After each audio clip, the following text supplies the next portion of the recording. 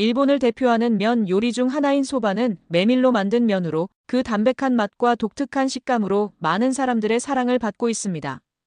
그런데 여러분은 18세기 일본에서 쓰인 소바 조리법이 현대까지 이어져 오고 있다는 사실을 알고 계셨나요? 오늘은 이신샤 유우쿄우시가 1750년대에 집필한 소바 전설을 통해 당시의 소바 조리법과 현대의 소바 문화를 함께 비교해보며 이야기를 나눠보겠습니다. 소바전서는 18세기 1750년대 저술되었다고 합니다.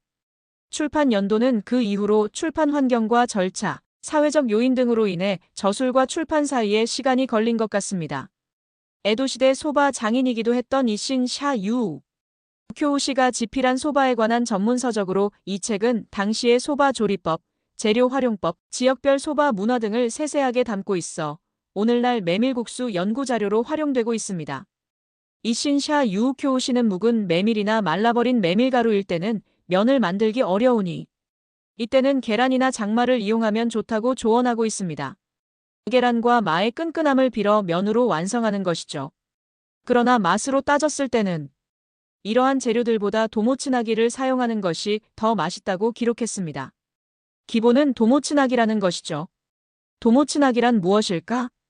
도모츠나기는 풀입니다. 메밀가루로 만든 풀이라 계란이나 장마처럼 튀는 맛이나 냄새 없이 메밀의 순수한 맛으로 즐길 수 있습니다.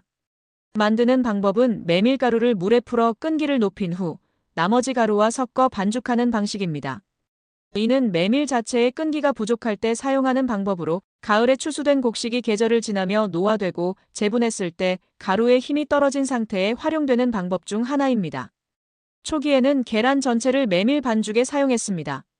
그러다 점차 흰자만 사용하는 시라란 키리나 노른자만 사용하는 란키리로 구분하여 사용하기도 했습니다.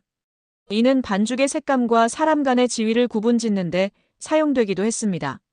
당시 계란은 상류층들도 쉽게 먹기 어려운 식재료로 상류층 중에서도 핵심인 사람들이 노른자로 만든 고젠소바를 먹었다고 합니다. 또한 밀가루로도 계란면도 만들어졌지만 우동으로는 부르지 않았다고 합니다. 계란이 들어가며 우동으로 부르기에는 격이 달라졌습니다.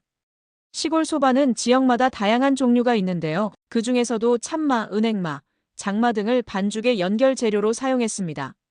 소바전서에는 미지근한 물에 말을 갈아 반죽하면 좋다라는 내용이 소개되어 있습니다.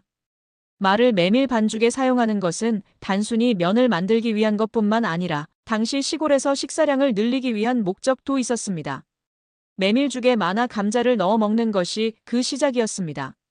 18세기 초에 쓰인 요리 하야시 미나미에는 참마를 갈아 뜨거운 국물에 넣어 소바에 부어 먹는다라는 야마 마케 소바의 조리법이 기록되어 있습니다. 오늘날에도 마를 갈아 소바와 함께 먹는 문화는 이어지고 있습니다. 이는 소바와 마의 컬래버레이션이 시대를 넘어 지속되고 있음을 보여주는 흥미로운 예시입니다. 현대의 편의점에도 마소바는 인기 아이템으로 팔리고 있습니다. 한편 에도 지금의 도쿄 지역의 소바 가게들은 밀가루를 넣어 소바를 만드는 것이 대유행이었는데요. 이는 에도 지역에 이미 우동 가게가 번성하고 있었어였다고 합니다. 이러한 이유로 에도의 소바 문화는 독자적으로 발전하게 되었습니다. 당시까지 메밀죽이며 메밀수 제비카키로 다져진 원초적인 입맛에 밀가루의 함량이 높아지며 에도류의 국수가 탄생한 것이죠. 소바를 일컬을 때 정말 맛있는 소바를 만난다는 것은 기적에 가깝다라는 말이 있습니다. 자신의 기억과 다른 맛일 때 사람들은 놀라며 그에 대한 판단을 내릴 수 있습니다. 자연스러운 현상인데요. 이는 소바의 맛에 대한 개인적인 기준과 만드는 사람의 철학이 반영된 것 같습니다. 메밀 함량의 다양함과 말을 포함한 수백 가지의 콜라보 재료들, 수타장인들의 개성이 개입되며 수천, 수만 가지 버전의 수타 소바가 만들어지기 때문인 것 같습니다. 일본에서는 소바 붐을 타고 수많은 협회에서 각각의 소바 장인 시험을 실시하고 있습니다. 약 40분의 시간 안에 면 만들기부터 도구 정리까지 마무리해야 하는 시험으로 단계별 호칭으로 나뉘고 매년 새로운 장인들을 탄생시키고 있습니다. 이들이 소바에 도전하는 이유는 장인 타이틀로 인한 이익, 개업이나 취업, 취미나 건강관리 등 다양하지만 가장 중요한 포인트는 직접 만들어 먹을 수 있다는 것입니다. 일본의 예로 한 종류의 음식을 이렇게 많은 사람들이 취미로 즐기는 것은 흔하지 않습니다. 직접 재료를 선택하고 가루를 반죽하는 일련의 작업들이 마치 세상에 없던 것을 창조해내는 것처럼 느껴져서일까요?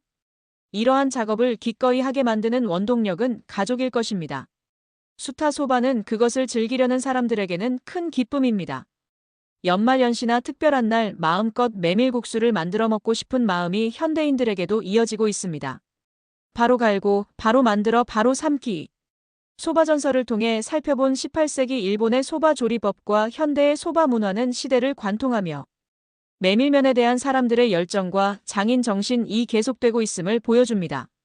과거에는 냉장고나 지역 간의 이동 제한으로 한정된 재료와 방법만 시도할 수 있었지만 지금은 그 전통을 기반으로 더욱 풍부하고 다양한 소바 문화를 즐길 수 있게 되었습니다. 참마나 계란과의 끊임없는 콜라보처럼 앞으로도 이러한 문화는 새로운 시도와 열정으로 발전해 나갈 것입니다. 수타 소바 한 그릇에 담긴 깊은 문화를 생각하며 그 맛을 음미해보면 좋을 것 같습니다. 오늘은 여기까지입니다. 소바 강사 키리안이었습니다. 감사합니다.